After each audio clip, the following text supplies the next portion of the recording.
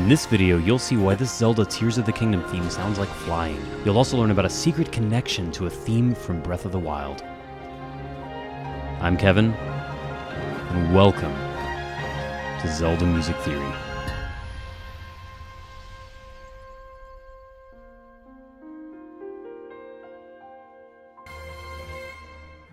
Here we are, just weeks away from the grand opening of perhaps the most highly anticipated Zelda sequel of all time. No, you don't count. You're amazing, but overshadowed by Ocarina of Time.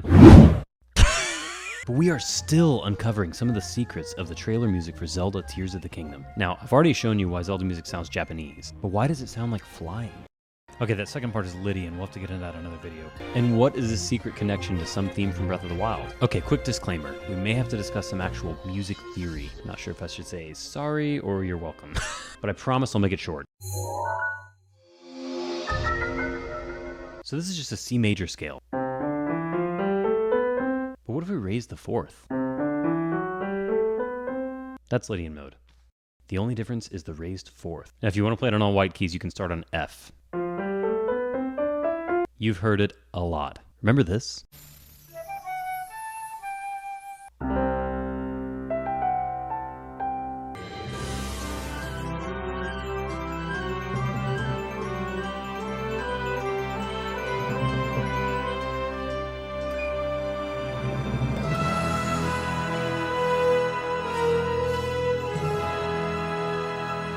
Listen to this.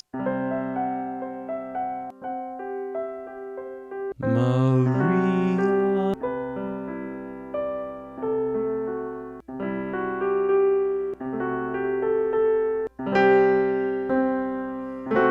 Now, all of these examples share one thing in common. Any guesses? They're all in Lydian mode. Wrong. Sometimes a piece isn't actually in a key. It just sort of hangs out there before moving back to the real key. Just like if you visit a country, it doesn't mean you live there, and eventually you come back home. That's what's happening here. But since they start on the fourth chord, it sort of borrows from the sound of Lydian before returning back. Just listen. Now, the astute music theory nerds among you were undoubtedly triggered by all of these examples, as none of them are technically examples of the Lydian mode used in music.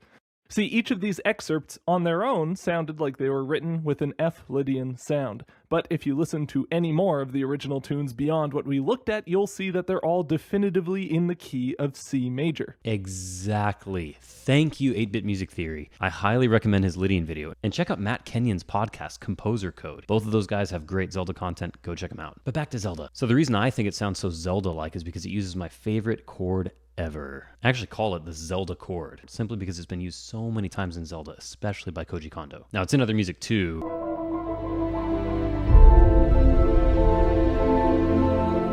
But I'm Zelda Music Theory, so it's the Zelda Chord. Trust me, a whole series on Zelda music is coming. Please subscribe and be on the lookout. So the Zelda Chord, you'll usually hear it like this.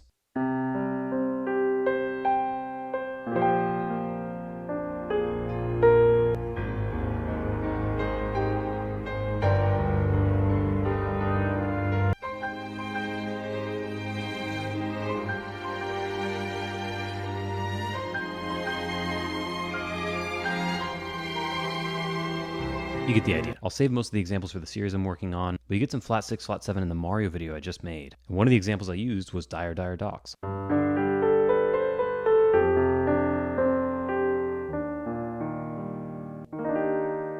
Beautiful. Or this.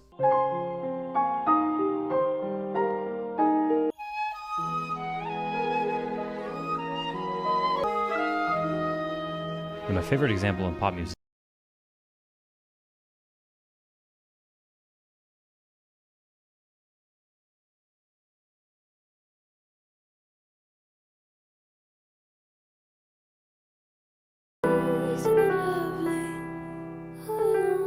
You can see it's actually in E minor. But when you hang out on the flat 6, it kind of sounds like you're in Lydian for a moment.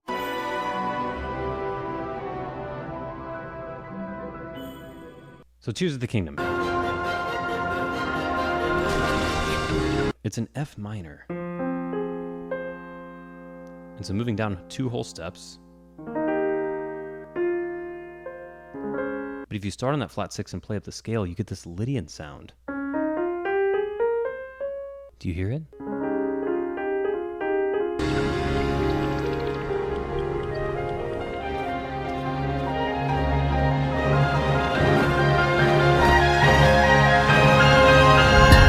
Now, there's a theme from Breath of the Wild that sounds identical. I mean, it's like the same music. But of course, you already know. Listen. Now, there are 4 big areas in Breath of the Wild, and each one has a different sort of race of people and musical themes for each. And one of those people groups can fly. I'm talking about the Rito, anthropomorphic birds. Bird people. Now, normally people are like, oh my gosh, Dragon Roost Island, it's the same theme from Wind Waker, and it's also the bird people. How cool. And that's about it. But there's a whole lot more going on here. Check it out. Okay, now listen to this. It's like the same stuff. Now, both are using the flat 6 chord, both are using this Lydian sound. You almost get this feeling like you're slowly caught up in a gust of wind and just raising up into the sky. And how fitting, that's where you learn Rivali's Gale, which literally lifts Link into the sky with his paraglider and a gust of wind. The music literally embodies the physics of the wind lifting you. Have you ever thought about that? Now, there are 2 other times this theme is used. One is when you're about to enter the divine beast BOTW. Listen. You hear it? It's interesting. The music sounds almost like an injured bird that's trying to get up higher but just can't. It's like this struggle and then coming back down, right? Again, beautiful symbolism in the music. And the final time is once you get inside the dungeon. Breath of the Wild doesn't really have dungeons. And the background music is sort of this tense push and pull. Is the hero going to overcome or is he not? Listen. It's amazing. It's just one of those little details that no one notices, but it impacts the way you feel. And another one of the many reasons why this game is so amazing and immersive. So why did the composers choose this exact same melodic movement and chords? Well, this game already takes place in the clouds. There's a whole other map suspended in midair atop the existing Hyrule for us to explore. And what better way to illustrate that musically than with themes we already associate with flying? It's brilliant. I mean, look when the theme plays. Link is literally using this reversal effect to rise into the sky. And then he literally lands on a bird. How is no one talking about this? But do you think this is the first time that lifted forth or Lydian sound has been used to associate with flying?